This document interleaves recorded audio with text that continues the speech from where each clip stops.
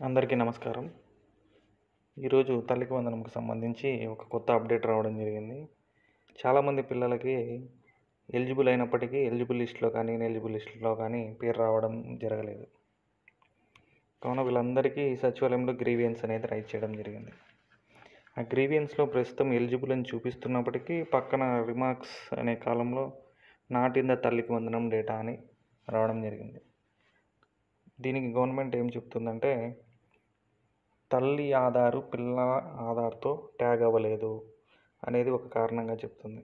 అలాగే స్కూల్లో పిల్లల్ని నమోదు చేయలేదు అనేది ఇంకో కారణంగా చెప్తుంది. వీటన్నిటికీ మనం సచివాలయంలో గ్రీవెన్స్ రైజ్ చేయడం జరిగింది. కానీ అది గవర్నమెంట్ ఈ డీటెయిల్స్ అనేవి గ్రీవెన్స్ ఆధారంగా చేంజ్ చేయము అని చెప్తుంది. వీటన్నిటిని కన్సర్న్ డిపార్ట్మెంట్‌కి పంపించి వాటి డేటా ఆధారంగా మాత్రమే వీటన్నిటిని మాడిఫై చేయడం జరుగుతుంది. అప్పటి వరకు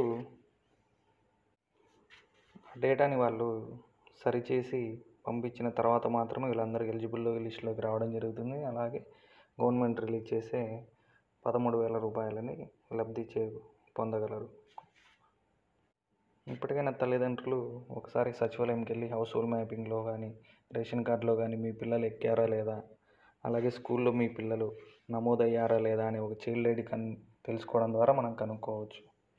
ఇవన్నీ చేయించుకోకపోతే రేపు మనం ఈ తల్లికి వందనం అనే లబ్ధి పొందలేకపోతాము. కాబట్టి బీ అలర్ట్. కాబట్టి అందరూ కూడా ఒకసారి వెళ్ళి ఇవన్నీ వెరిఫై చేసుకొని అందరూ ఎలిజిబుల్ లిస్టులోకి రావాలని కోరుకుంటున్నాను. Thank you.